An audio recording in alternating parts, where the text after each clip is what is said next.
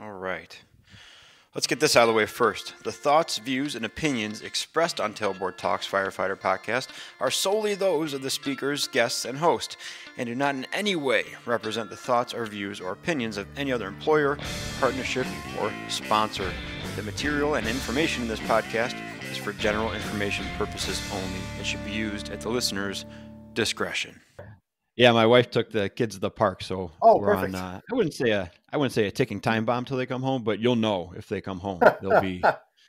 It'll sound like the SWAT team's at my door up here in the office. So, well, James, we got about 11 seconds. So anything else you want to I have to track my iPhone up on my wife right now to see when they leave the park, so nice. We know when the chaos is going to resume. But all right, dude. Well, welcome. Let's just kick it off then. We'll just jump right into it. Welcome. Thanks for making time.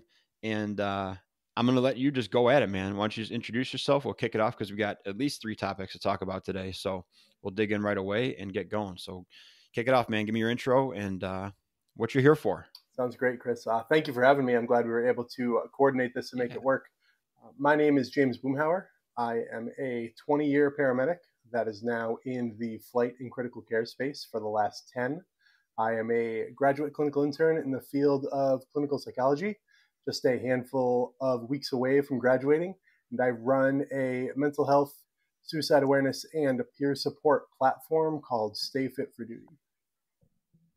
That's about as succinct as it gets, man. You got that elevator pitch down. I really appreciate that because that can really spur off into some details. I actually worked for a critical care company before I was in medic school out here in Illinois as a ground transport driver. And one of the other cool things I got to do was, as the least skilled person there, because it ran a driver who could be EMTB, and then critical care medic and a nurse is how they ran here. So I was like the donkey of the crew. And so my job as the donkey was to, when the flight team got a call, I had to go launch the helicopter, which was like take the pallet jack, hook it up to the front, plug it into the little trap door, and then that gives you power. So you tow the helicopter out of the hangar. And then I was like, well, now what do I do? And they're like, well, you leave the pallet jack thing hooked up to it, and they're going to start the engines.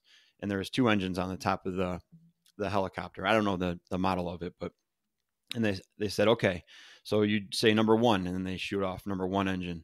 And I say, what am I looking for? They're like, if it explodes, they'll know, and so will you. But that's pretty much it. I was like, well, then what purpose do I have here? Like, and they're like, okay, do number 2, and they do number 2. I said, now what? And they say, now you crawl underneath it and unplug it, and then screw the little trap door shut.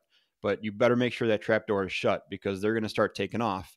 And that thing won't, if it's not shut completely, it'll be about 50 feet in the air, and then it'll pop open. And then they have to come back down here, and you get yelled at, and then you shut it, and then they take off again. I was like, oh man, I don't feel like I'm even good enough for this job. I'm like, this is even too much stress for little dumb me. So, but it looked cool. And you got to say you towed helicopters around and were a part of something. Yeah. So it was pretty awesome, but I never got to fly. I went to medic. That was a short-lived job. I went to medic school shortly after that. And then my fire department career kind of took off after that. So, but seeing what you guys did, man, and the aggressiveness in those crews and the invasiveness of your willingness to intervene with people, I was like, oh my God.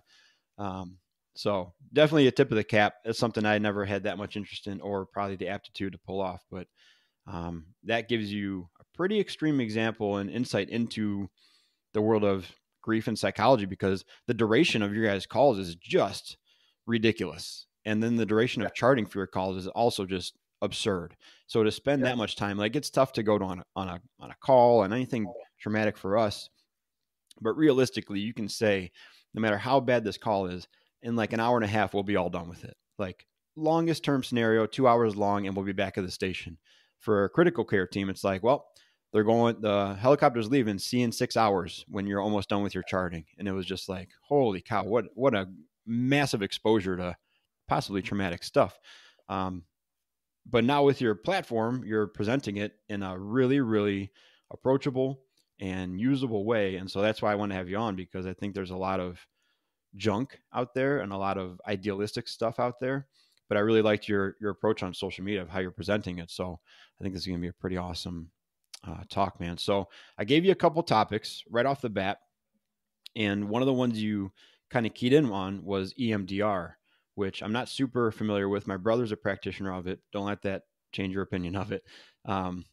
You won't offend me, but let's just jump into that. So give me your thoughts on where you want to go with that one so we can keep this thing moving. Totally. So to start, EMDR stands for eye movement desensitization and reprocessing. The idea behind EMDR, no eye pun intended, is we're helping traumatic memories get stored in a better place. And I don't want to A, oversell myself, and B, poorly explain the procedure, but the thought process is by encouraging reprocessing of a traumatic event, which doesn't mean reliving, re-experiencing, just reprocessing. We can improve the level of distress that someone is feeling in real time.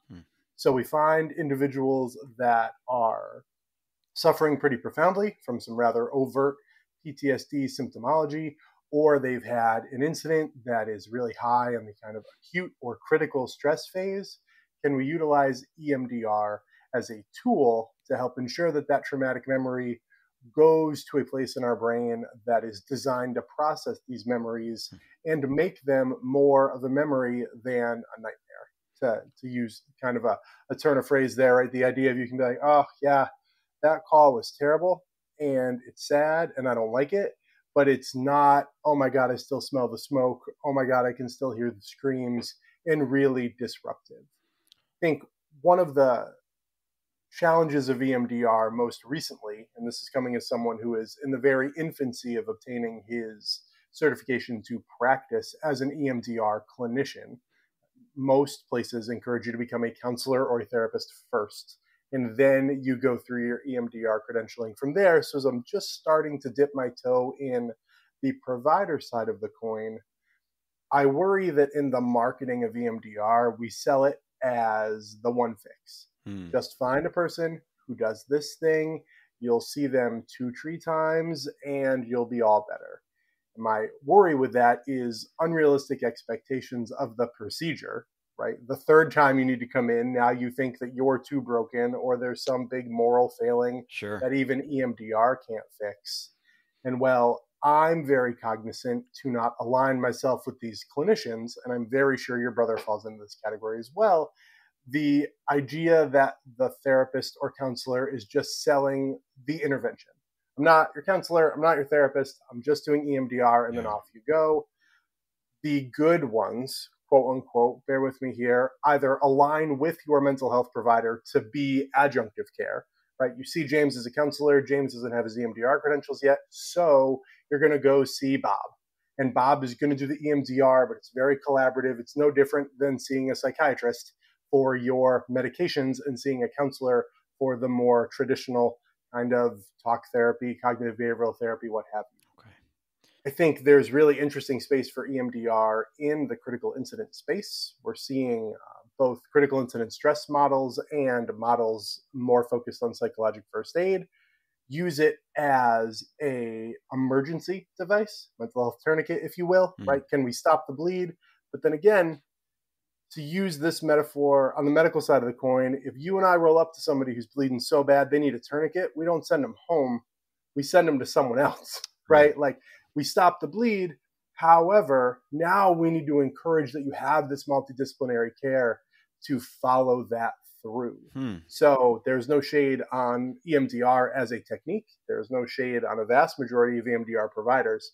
My kind of pulpit here as I talk about this is remembering that this is one intervention, no different than cognitive behavioral therapy, acceptance commitment therapy, dialectical behavioral therapy, you name it. I worry that we are unintentionally selling it as the magic elixir and not as a tool that works really, really well, but works in concert with a number of different tools and as part of a professional's acumen. That fits so well into frankly, so many things in the fire service that I can think of. I think we had the same hurdle with peer support early on too, where peer support was this astounding thing that was going to come out, and some people were like, yeah, it's a great gateway into getting people help after an incident.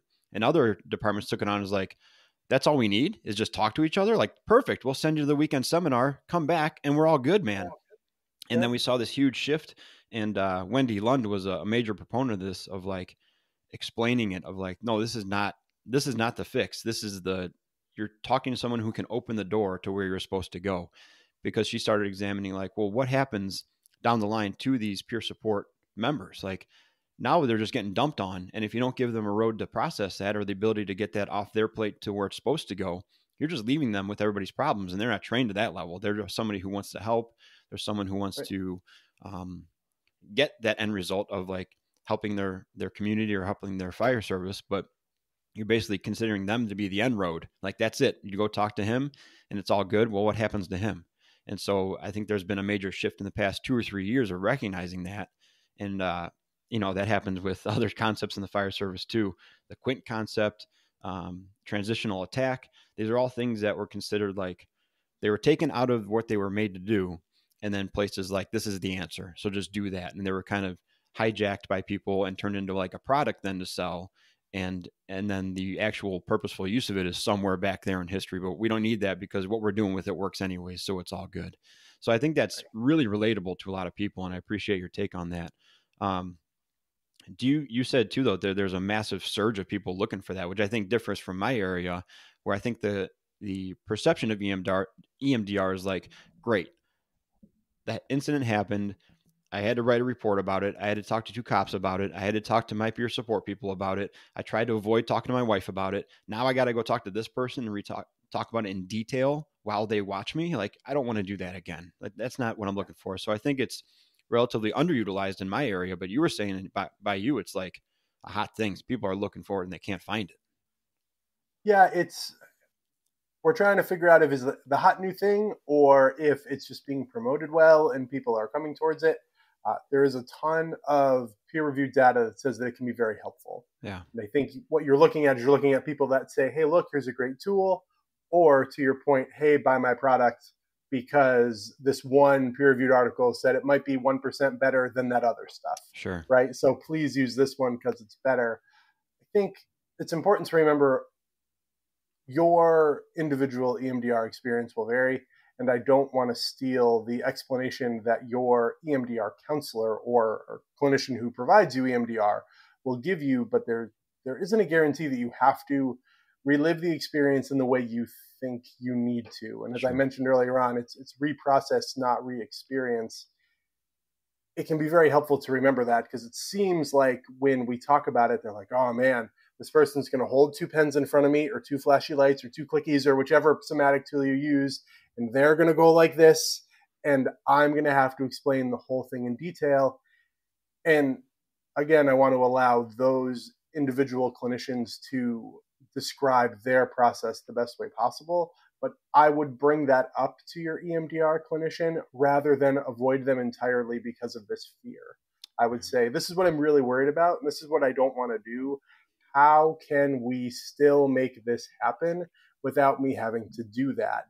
Which, to circle all the way back, Chris, harkens to my point of why you need to go to a counselor, a mental health professional that you trust that does EMDR, not just the first EMDR human who says, oh yeah, I have the clicky wands in my back pocket. Come on over here. Yeah. I think that speaks to maybe our second point here too. I recognized a major cultural shift in the fire service, and with it has brought great things. The emergence of your company and your voice. One of the things that I'm really worried about, though, is that I'm sure you can relate to this. When my wife and I were dating, people were like, "Oh, just wait till you get married." And then we were trying to have kids, like, wait till you have your first kid. And then it was like, wait till you have your second kid and wait till you're this. And everything's like another doom and gloom coming around the corner, right? And it was just a common thing.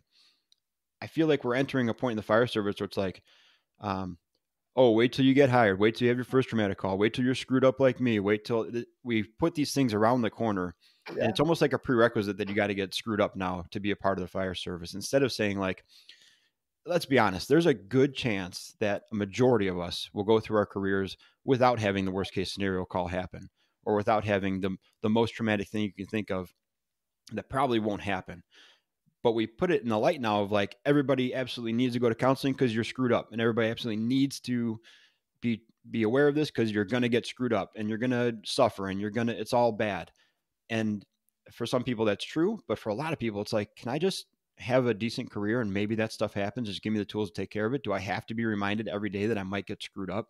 So I think we're at that end right now because we have a lot of solutions, but we're looking for problems to apply those to. So we're forcing them into maybe people that aren't ready for that or don't need it or just inappropriate situations.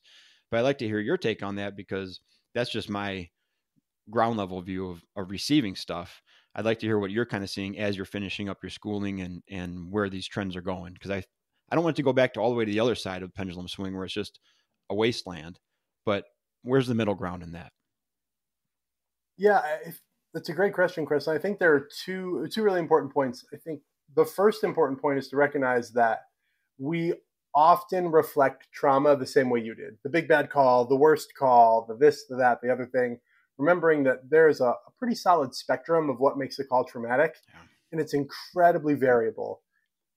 A solid example that I use when I talk about this is when I was a 911 field trainer at one of my 911 agencies in New England. I really had to provide a ton of support and care to an individual who was really traumatized by what you and I would assume would be a really vanilla MVC. It was one person not dead. They did what we all tell people not to do, and they were in the passenger seat with their little piggies hanging out the window. And when they hit, they broke their tibia and fibula in such a way that their leg was literally backwards. So at the kneecap, it just twisted like a broken Barbie doll, right, or something. And everyone kind of went, ooh, right, and like did the thing, and off to the hospital you go. And on the surface, that is a human with an injured long extremity. Right. Call it a day, right? And this relatively new EMS colleague of mine was very, very disturbed by it. And the response they got was like, if you think that's bad, right? And just completely invalidating, breaking down. When we zoom out and we recognize that when we talk to the American Psychiatric Association, the American Association of Counselors, the American Academy of Fire Science Psychologists, right, all of these individuals specialize in this space, we all recognize that calls that are traumatic are ones in which you feel helpless, hopeless, had a real or perceived threat to life, was overwhelming, or profoundly sad. And if you look at your call volume in that net, you've just caught a million more calls. Right. And if we say, listen, there's a lot of stuff in this world that you can see that can be traumatic. We want you to know where your resources are. And we want to give you tools before you need them to not only build your psychological resistance, your ability to not be affected, but bolster your psychological resilience, your ability to pick yourself back up again when you are affected. If we say, now go do the thing, right? Right. Work out, hydrate, eat well, live a life outside the fire service. And if you need us, we'll be there. You're golden. But you're absolutely right. If we push too far and mandate everyone sees a therapist every week and mandate that every single call has this really elaborate CASD after it, I do think we're missing the mark. Yeah. My agency in particular has a list of really traumatic calls that we will automatically activate the question of, do you need the peer support team? Sure. Yes, right now. Yes, on my ride home, or no. And I will wholeheartedly admit that in our first iteration of that, we forgot the no, right? We didn't see the forest through the trees. We said, well, of course you're going to be traumatized either right now or later. And that says, hey, listen, every human is different. Every human is going through things in a different space, has different lived experiences. Chris is totally fine. He hit this anonymous paging button and he said, no, I'm fine. I don't need anything. Boomer said, God, I'm in school and I'm really stressed and my sleep is junk. And that patient had the same name as my ex-girlfriend. And I don't know, it just hit me funny. Can I talk to somebody on the way home? So the shortest answer, I gave you a really good elevator pitch in the beginning and now I'm getting long-winded. The shortest answer is your teams need to know that it is part of being in the fire service or civil service and first response as a whole, how to prepare for it and what to do if they need the support. I think if you catch those three, you've met all the marks. Because you're absolutely right. 20 years ago, where somebody takes a big long drag off their cigar, says there's no crying in baseball, and then just walks away, that's wrong. Telling every human that they need to see a therapist because a child died, also wrong. We have to understand that the lived experience of individuals can't be caught in some beautiful protocolized thing. I think that's perfect. And that's actually one of the things that I know my brother struggled with, because he more or less got the peer support team going in our department, did a really good job with it, got everybody to a really good level of education, and went to outside courses beyond just the peer support stuff. So they're all just kind of informed to different ways of coaching and different ways to communicate and approaching problems, all with the goal of so they could better get people off their plate, right? Not so they could harbor them and treat them, but so they were better at their job of channeling people. But then you had this team of 6 guys who was like, almost like, all right, when's the next bad thing going to happen so I can use my skills? And everybody saw that. So we're like trying to be like, oh, you know what? He had a bad call. Maybe you should go talk to that guy. And then my brother was like, whoa. We're not approaching people and telling them that they need our services. Like, that's not what we're doing. And we're not going to be the death parade whenever something bad happens. You're not going to see 6 of us walking in the door and be like, all right, who needs help? Like, that's not how this is going. So that I certainly understand that, because we all want to help. And then if we have a chance to help each other, we're even more apt to do that. So you have this team of people and you're like, I just want them to be able to help us. So I'm going to try to get them in the game as much as possible. But that can end up being more harm than good, because now when you walk in and I think I'm fine, and you walk in and be like, yeah, you went through that call, you need some help, right? I'll be like, I don't think so. Should I? And then that doubt that you talked about before starts to creep in of like, maybe I am screwed up. Like, maybe I should be feeling bad right now. And now I feel bad for not feeling bad, kind of thing. So it's a major player and a major struggle I see with a lot of departments is they have the good tool. They want to use the tool, but man, the correct application of that tool is tough. And that's why I'm thankful for guys like you to point us in the right direction and kind of temper that and give us the ability to be patient and the ability to let people come to us. And it's a lot of the same approach I've talked about in here before with the fitness stuff that me and Kurt do. We got from my department is we basically just let everybody know we're around. And if we work with you, we're not going to make you run stairs and do jumping jacks. But if you want to do that, you can come to us and we'll run stairs with you and do jumping jacks. But having that looming over your head of like, crap, I got to work with Chris and Kurt. They're going to make me work out for 6 hours a day.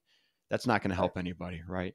Have you been able to successfully go in and kind of present these topics and say these things and then see change happen? Like, when do you get to see the fruits of that? And or is it more of just a thing where you go in, you see like, hey, you guys are putting on a little strong, here's some misconceptions, let me give it to you, and then you just got to trust that it works? I imagine you as just a normal human would love to hear that, like, hey, we didn't bug this person, but that's a really tough feedback to give you, right? So how have you seen the success of some of the stuff that you're putting out there to agencies? I'm really fortunate that my full-time squad is full of incredibly intelligent, very strong-minded people. And we live in a department that says, if it's wrong, fix it. And if there's a problem, tell someone. And I am not necessarily talking about my leadership or like the administrative structure, but like the line staff. If there's a problem, you'll know about it.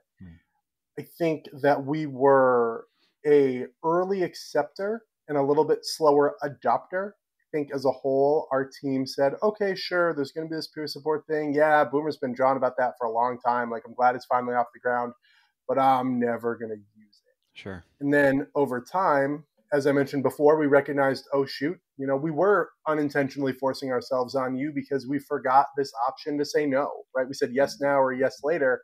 And the empathy of my team to allow it to evolve and to call out when things are going well and call out when things are going poorly. I think you hit the nail on the head. I like your idea of, when my team needs to work out, they know the people they can come to.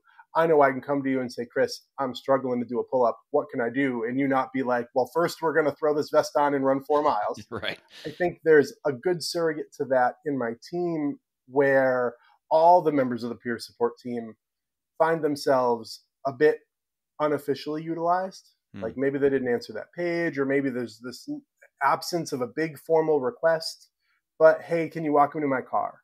I've been having nightmares about that call. And like, boom, right there you go. When you're doing the thing with this understanding that we can give you more help if you want it. We can normalize what you're experiencing. if it is something that can be normalized, right? And if there is a rare instance of something that is really amiss and really need of really intensive kind of psychoactive work, we have players in play who have that ability and can provide that. So I hope, this is my watermark. If anyone on my team is listening to this and I'm wrong, now's the time to like send me an email or shoot me a phone call. But I think our team is understanding of the goal of the platform, has found its utilization a net positive, and knows that they can utilize it in ways outside of the ways that we've designed it, right? Sure. The number of people that answer the page that say need help, very low. The number of people that call me and say, can we talk for 10 minutes? Really high, right? So that's what I consider a win. On the outside departments that I work with, speak for, consult for, I hear a tremendous amount of positivity. I, unfortunately, not being embedded in many of those departments. Some were, my former departments that I work very closely with, that I have a much more kind of in tune sense to the day-to-day. Those I can get a bit more reliable feedback. Primarily what I hear and what I'm going for is I've never heard someone explain it that way. And that's really my goal, right? Great, this guy does the job. He's done the thing. He's tagged hydrants. He's worked in the helicopter, right? He's done a fair bit of all the things paramedics do in the modern 911 landscape. I believe him. I heard it well, and I know I have a resource if I need it. And that is really, I think, all we can ask for. I really subscribe to that one. This is the problem with talking on these weekly. I can't remember if I told the story on here or to Kurt or someone else, but a couple of the presentations I did a few years ago, I stopped trying to teach people new stuff. And I told them that right off the bat, because if I'm going to a department and they want fitness stuff, I'll say, you might learn some stuff. Like I might correct your squat form or whatever we're doing for the topic. If I'm going to a conference full of practitioners, I start off with like, the chances of you learning something new today are pretty slim. If you just write down what I say and look at it later, there's not going to be very many new facts on there. You might get one or two, but that's not the goal. I said, my goal is I'm going to tell you 2 to 3 stories in each category. And maybe one of those stories helps you talk to someone else about this better. Maybe I explain it in a way that you never really thought of before. And now you're like, oh, you know what? I bet so-and-so would understand that. And one of the things that we did was like the firefighter wellness ladder of, instead of just saying like, get good sleep and eat good food and exercise and that, we started to envision that of like, what if we put this into a firefighter thing? So the bottom rung is sleep, and the second rung is nutrition, and the left beam is fitness, and the right beam is mental health. And the rule in the fire service is try to maintain 3 points of contact, or else you're not moving or you're falling off. So how can we format these things to give you a better look at it, a different look, so then you can go back and communicate that better to your people? And so seeing your stuff on social media, it feels like a lot of the same way of like, there's only so many nuts and bolts you can reteach on, right? But how can we communicate these things better so more people can understand them and get them out there?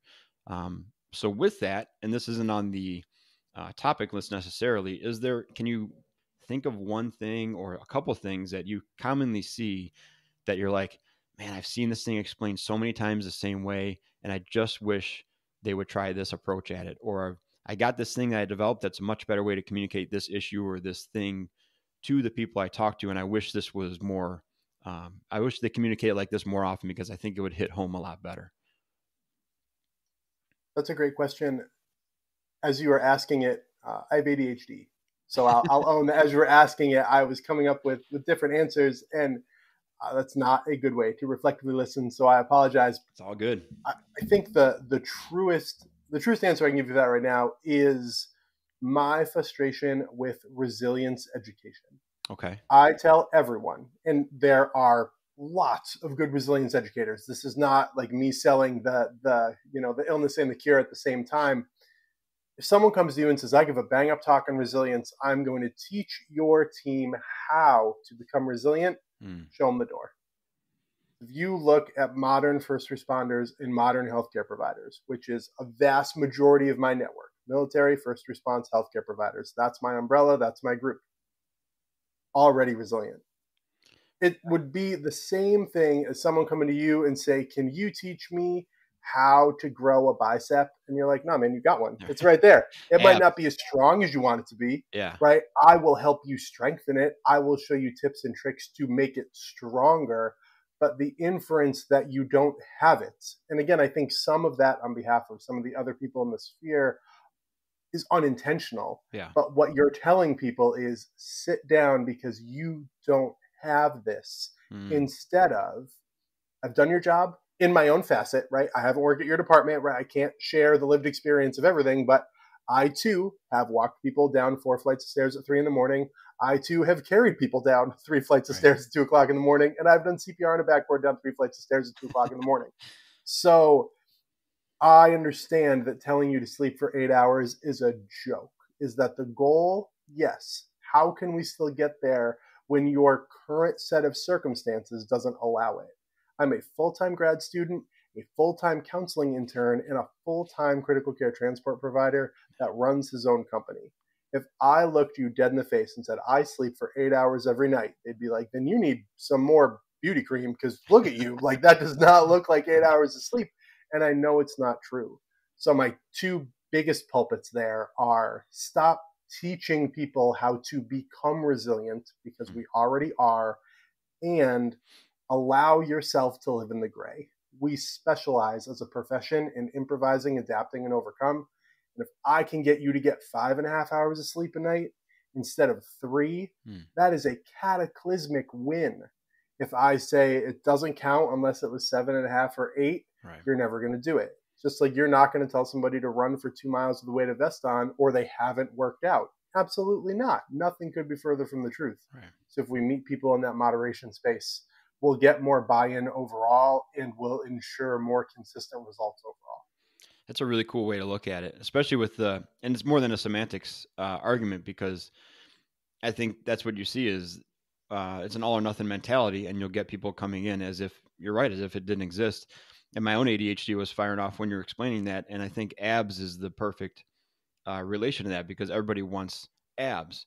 Well, you already got abs. Like it's a musculoskeletal structure of your body. They're there. Like they exist. If you take away all the stuff on top of them, they're sitting there.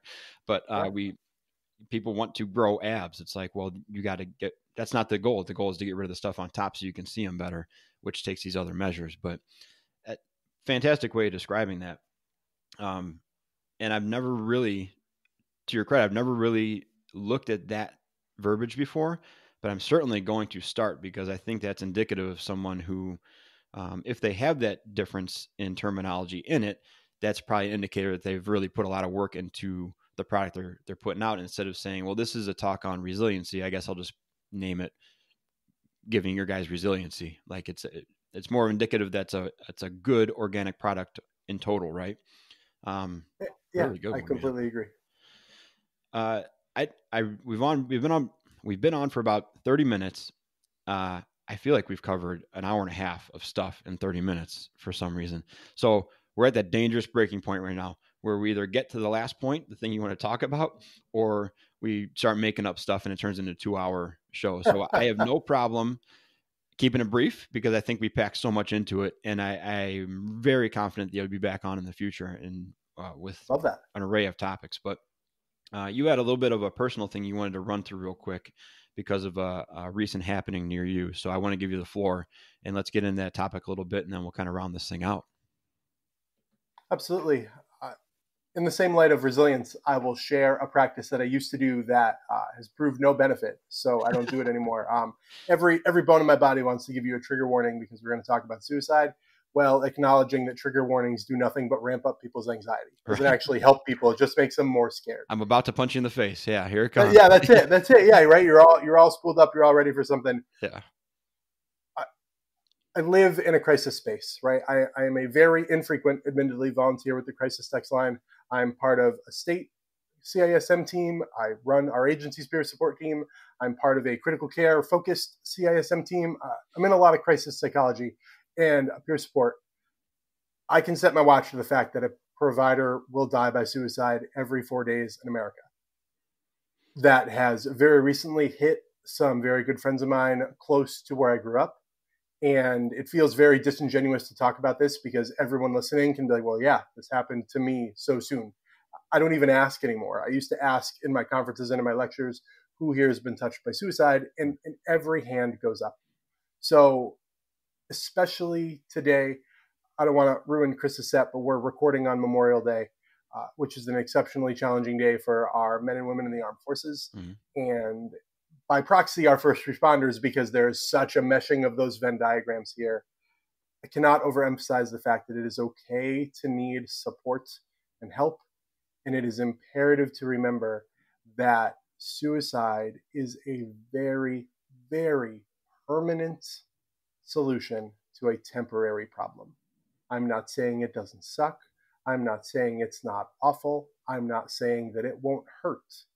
But we can get you to a place where you no longer want to die by suicide. And my ask is you allow yourself to try to get to that space, and remind everyone listening to your podcast that asking someone if they're thinking about harming or killing themselves will never increase someone's risk of dying by suicide. So when in doubt, do it. It may make the conversation uncomfortable. It may piss some people off, but it will also keep people alive. So if something in your gut says, man, I don't know, I don't like it. Oh God, I don't want to, it's such an uncomfortable question. I don't want to ask. Ask. It's extremely uncomfortable. It's extremely counterintuitive also, right? I think we need to acknowledge that there's a very real gravitational pull towards that word, and you're afraid that if you mention it, that's going to be the thing that sets it off or condemns someone to do it. And with that knowledge, though, that you said, which is absolutely true, that it does not increase the chances of it, is such a difficult thing to understand, because you almost feel like you're going to, with such a grave term, you're going to call them out or shame them or, like I said, condemn them to it. But I also think that lesson that you just said is under delivered as well. I think a lot of people are afraid to have those conversations because they don't want to be stuck without anywhere to go, which comes back on our training and our ability to say, like, if you start the conversation, I don't want to start the conversation because I don't want to give this person nothing if they say the wrong thing to me, which is actually the right thing to you. Absolutely. And it is so painful to hear that. And I, in no way, shape, or form want this to be misconstrued as me shaming what we call a suicide survivor, the people that are affected by the suicide of an individual. Sometimes we do everything right and individuals still die by suicide. A vast majority of the time when we intervene, we can prevent suicide. You'd mentioned improvising and overcoming. I'll give you the two biggest tools you need. When someone says yes, you either stay with them or get to them, as long as there's not anything that's an imminent threat to your own well-being involved. And you call a professional. 911, 988. Most peer support teams would say hopscotch right over the peer support team. Right? You don't need three peers. You need trained mental health professionals to be in that mix. And in some instances, that's 911. And I know the fear that comes with me telling 911 professionals that may be 911, but I will also remind you that many, many places throughout the country have an incredibly sophisticated and very private mechanism for behavioral health crises of their own people. Massachusetts is one of them, where there are a handful of hospitals that have a very unique backdoor. John Doe is your name now. You're in room 37 with the curtain closed. Like, it's not like, oh, Chris, hey, when you drop that drunk off in room 4, can you see how Bob's doing? Yeah. No, it's like Bob's not at the hospital right now, right? He's tucked away, secure. So wow. You hit the nail on the head. But that's, we talk about improvising, adapting, and overcoming. If someone says yes, you get to them if it is safe for you to do so, and you call for more help. If you can't get to them or get a hold of someone that can, you call for more help. And it obviously gets much more sophisticated the more advanced your training is. But for the boots on the ground, that's what you need to remember. Yeah, thanks for digging me out of that hole too. I certainly didn't mean to inadvertently shame anybody who's been through that as a suicide survivor. But yeah, man, it's incredible. And thank you for all that. Another thought, my ADHD brain was moving. Another thought popped in my head, and then I started listening again, and then it went away. So maybe I know you don't consider that rude because it's happened to both of us about 50 times in this conversation. So absolutely. All right, man, I appreciate it. See, look, just like that, we're at 45 minutes, just like that. It zooms up to right where we're supposed to be. What do you want to leave people with? I mean, you left them with so much already. If you just want to do your sign off and give your contact, that's cool. If you got anything else rattling around your brain, let's get it out and we'll wrap this thing up. So what I'd like to wrap up on is a tired phrase that many of you have heard before with hopefully a little spin on it. It's okay to not be okay. It's okay to remember that not being okay can mean I need a mental health counselor, a peer supporter, a critical incident stress team, or a sandwich or a water. I need 20 minutes to rest, right? Not being okay is a very variable term, and it's okay to be okay. None of this may resonate with you. And like we said in the very beginning, we just want you to know what resources you have if you need them. Remember that evolves and you'll be good to go. You're not guaranteed to not be okay. You're not guaranteed to fly through your entire career without a single event. You give yourself permission and space to be whatever you are in real time, and you'll be golden. As far as my formal sign-off is concerned, my primary social media is Instagram, where you can find me at stay_fit4duty. And I'll be sure that Chris and I put some stuff in there so you can see it. My website is stayfitforduty.org. Email address, contact info, all of that is there. Only caveat is none of that contact info is a surrogate for a crisis line.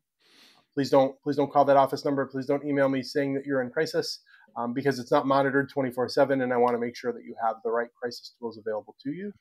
Chris, thanks so much. I appreciate this. Yeah, man. Thank you. Great sweatshirts also. I forgot to say I got that sweatshirt. I appreciate it, man. Thank you very much. Yeah, please the check hat. out I like the hat, the dark on dark hat. I dig that. So that's it. Website's good for all, man. Go to the website, go to his Instagram, check him out. We'll definitely put his contact in the show notes. And then I'll probably list off a couple of crisis lines just for the fun of it too, right? Might as well give people everything we got. So thanks, Boomhower. Appreciate it, man. This is awesome. We're definitely going to talk again and go enjoy your Memorial Day.